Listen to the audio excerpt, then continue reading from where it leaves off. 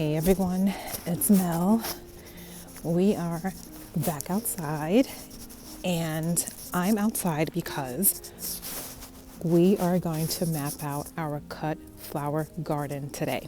If you saw my last video, you saw that I mentioned why winter is a really great time to plan your garden.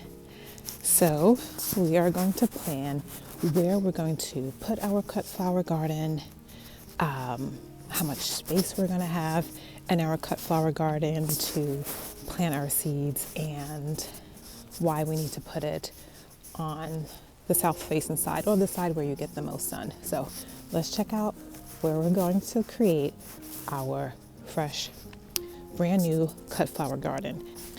One of the reasons I actually want to do this is because I love fresh cut flowers, but you go to the local store, you buy the cut flowers, and I mean, you can really get caught up buying fresh flowers every week.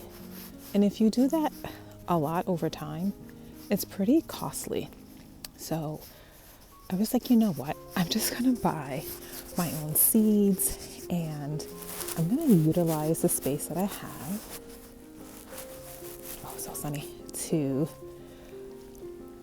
plant seeds and grow our own flowers, and we can make our own bouquets, and we can save a ton of money while doing so. So first, I want us to take a look at where we're going to put our garden. Okay, so I am in the cut flower garden area, measuring the length and the width to see how much space I'm going to have overall, to see how many plants or seeds I can plant here, and how much space will be needed, how much space I will have to plant the seeds that I ordered. I'm moving a little slow because I don't want the other side to drop as I'm trying to get to the other end. And there we have it. So good to go there. And now I need to measure the width because I'm going to put a little walkway in the middle. So I need to see how much space I will have in total overall.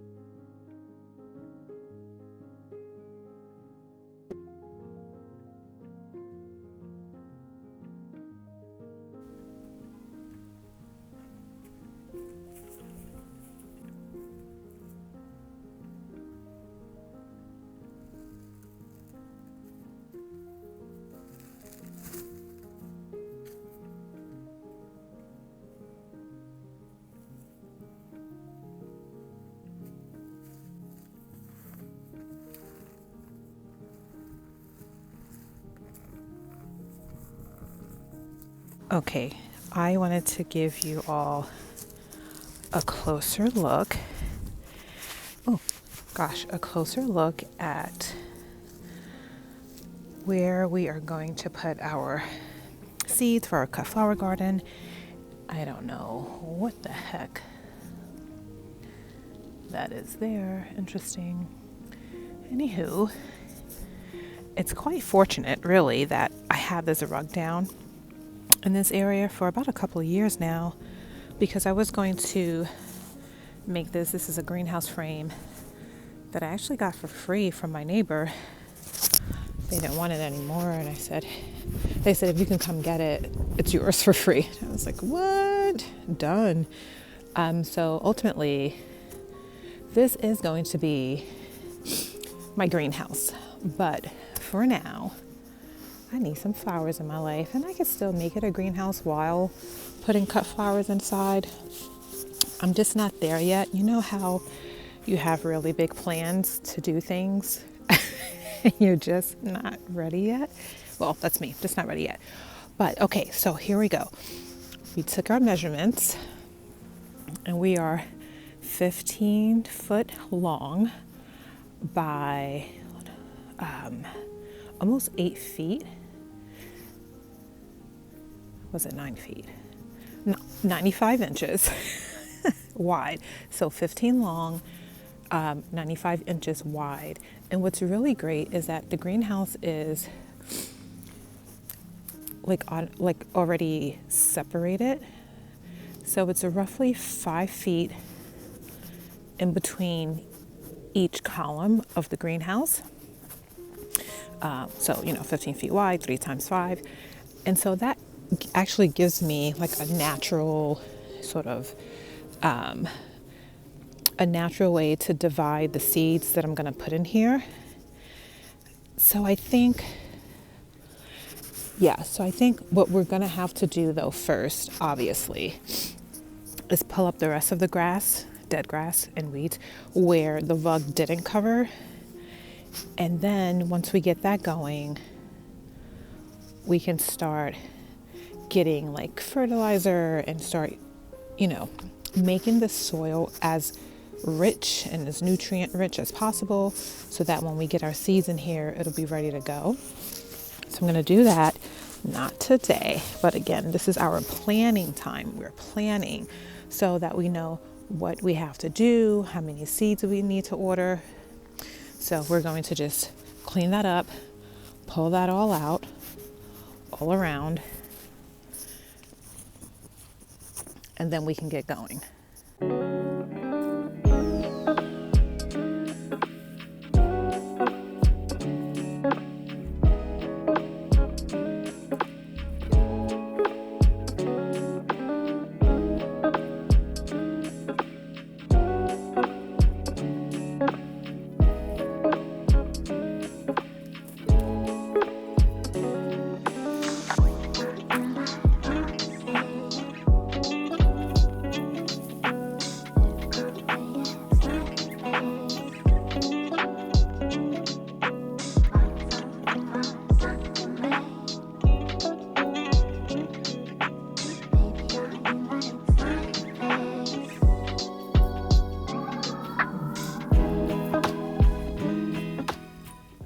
Okay, we are now sitting in the area that is going to be our future cut flower garden.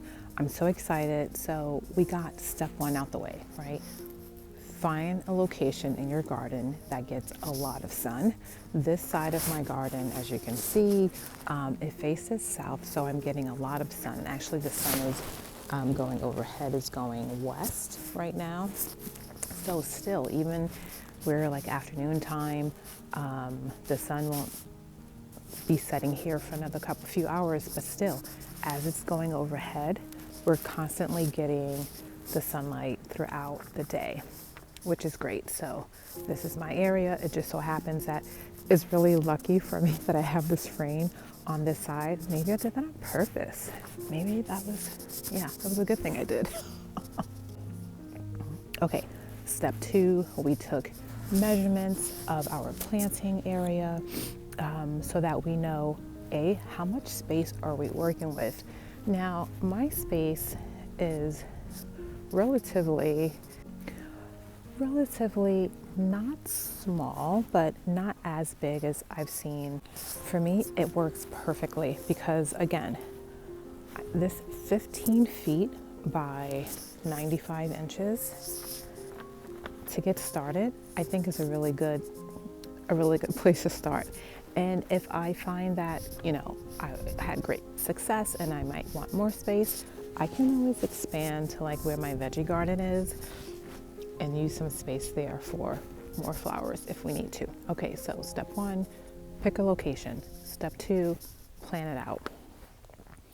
Step three, find great flowers that make great cut flowers to plant.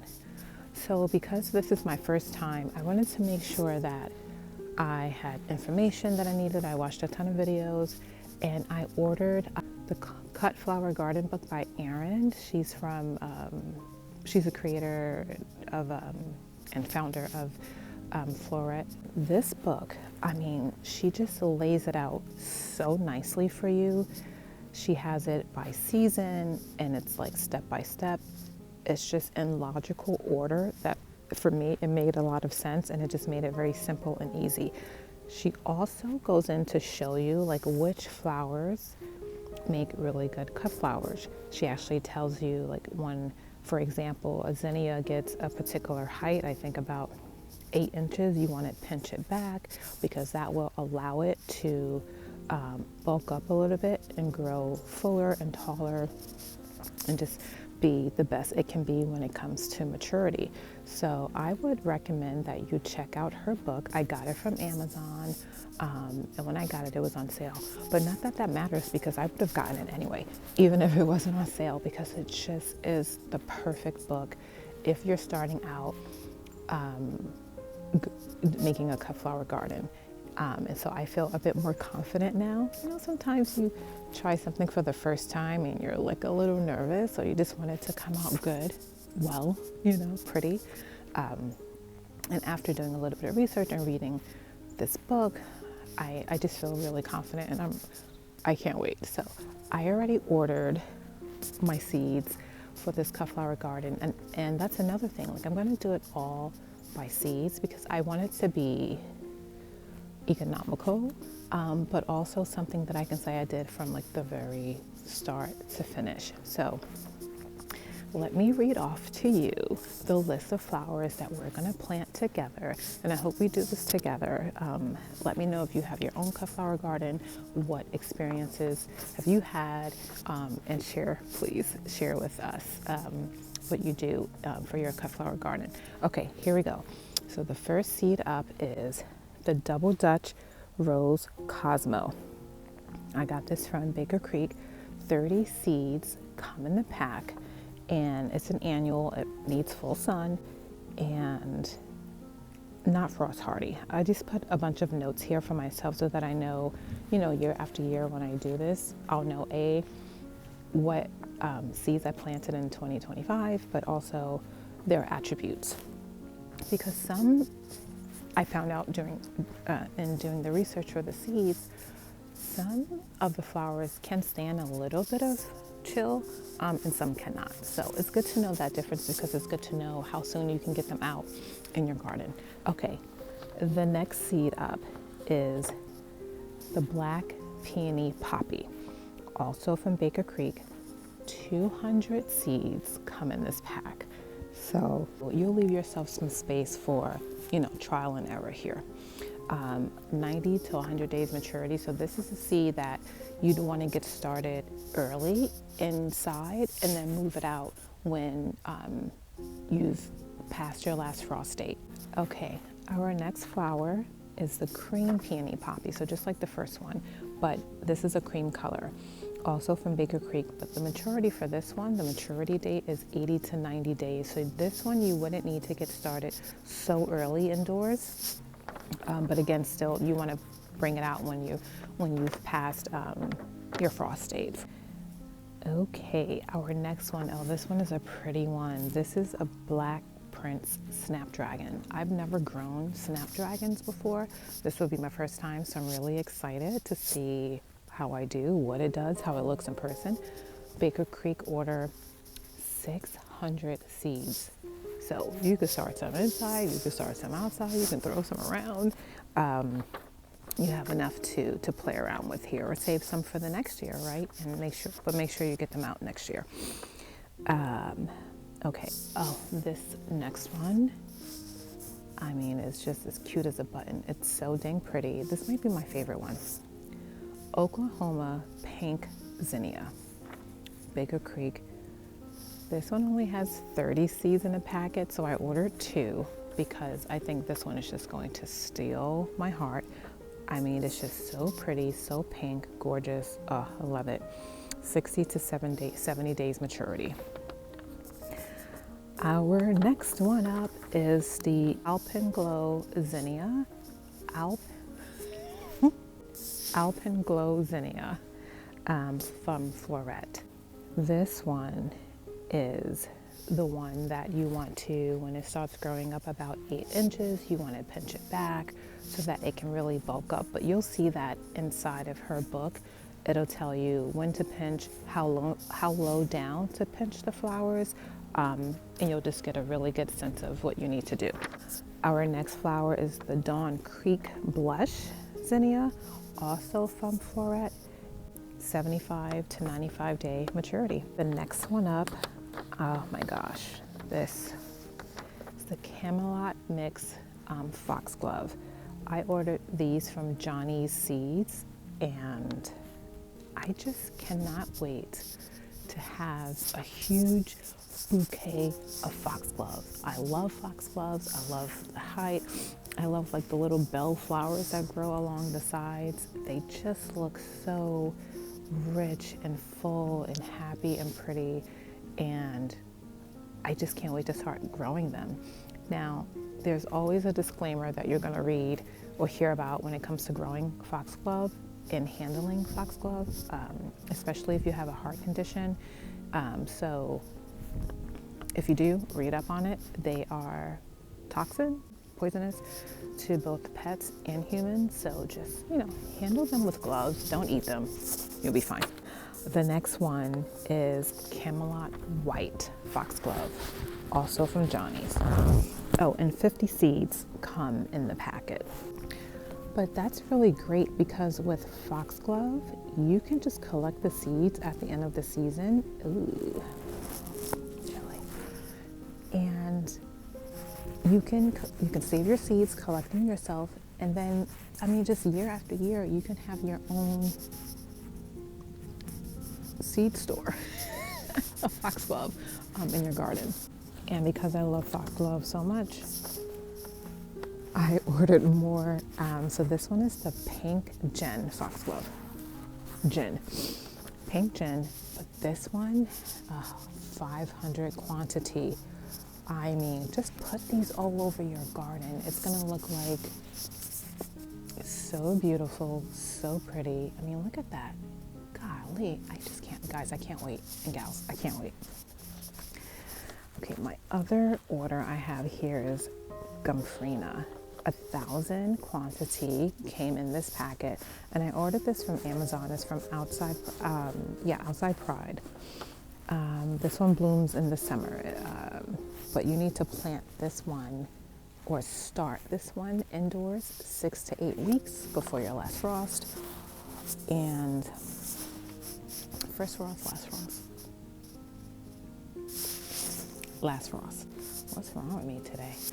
So that about does it. I'm going to try my best to squeeze in all of these seeds